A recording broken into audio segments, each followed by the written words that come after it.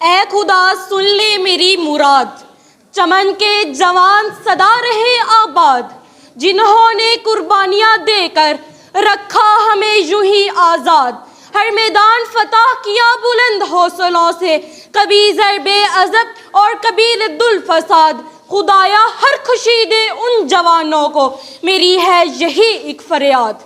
جناب صدر، محترم اساتذہ کرام اور میرے ہم وطن ساتھیوں، السلام علیکم۔ آج مجھے جس موضوع پر لب کشائی کرنے کا موقع ملا ہے وہ ہے ہتھیلی پہ لیے پھرتا ہوں میں جان اپنی۔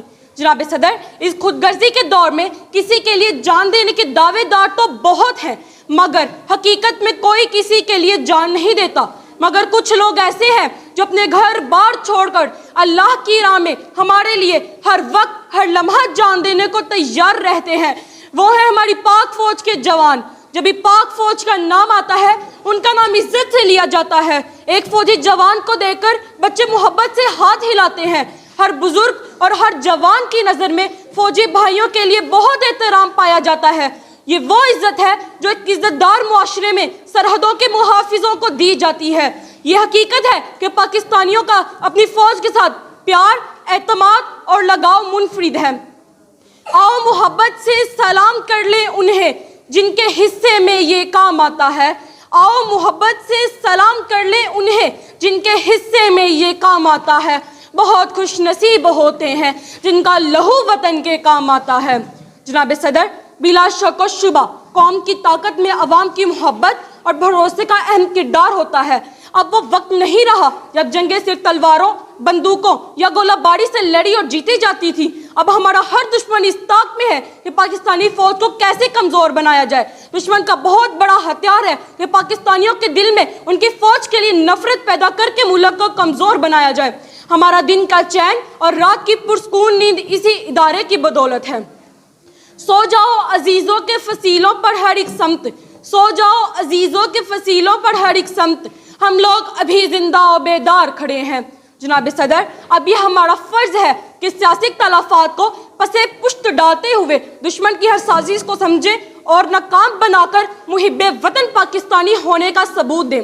میری سرحد پہ پہرا ہے ایمان کا، میری سرحد پہ پہرا ہے ایمان کا، میرے شہروں پہ سایہ ہے قرآن کا، میرا ایک ایک سپاہی ہے خیبر شکن، چاند میری زمین، پھول میرا وطن۔ جناب صدر، جس طرح ہر فرد ہے ملت کے مقدر کا ستارہ، اسی طرح پاک فوج سے تعلق رکھنے والا ہر فرد، خواہ سپاہی ہو یا جرنیل آسمان شجاعت کا ایک درخشندہ ستارہ، جس کے سینے پر کسی نہ کسی قربانی کا تمغہ سجا ہوا ہے، اور وہ قربانی صرف دفاع وطن کے مقدس فریضہ کے دوران رتبہ شہادت پر فائز ہونے کی نہیں، بلکہ خون کو جماتی ہوئی سیاچن گلیشیئر، جسے برف کا صحرا کہیں تو مناسب ہوگا، کہ سردی میں تو کبھی جھلسا دینے والی ریگستان کی گرمی میں اپنے پیاروں سے دوری دوران تربیت زخمی ہو کر یا کسی آپریشن میں کسی جسم کے حصے کی تعمل معذوری کی صورت میں شامل ہے، لیکن وہ پھر بھی مسکراتے ہوئے کہتے ہیں، اے وطن ہم ہے تیری شمع کے پروانوں میں، اے وطن ہم ہے تیری شمع کے پروانوں میں، زندگی ہوش میں ہے، جوش ہے ایمانوں میں۔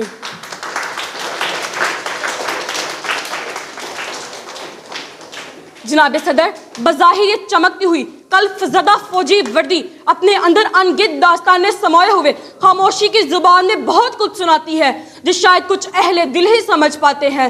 میں اپنے ان جوانوں کو خراج تحسین پیش کرتی ہوں جو اس وطن کے عشق میں چور اپنے فرائض انجام دے رہے ہیں۔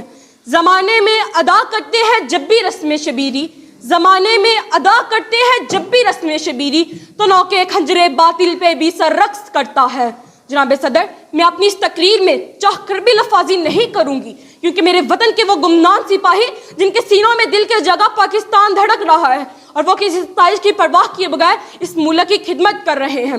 ایک ہی عشق اور ایک ہی ایمان ہے، ایک ہی عشق اور ایک ہی ایمان ہے جس کا نام پاکستان ہے۔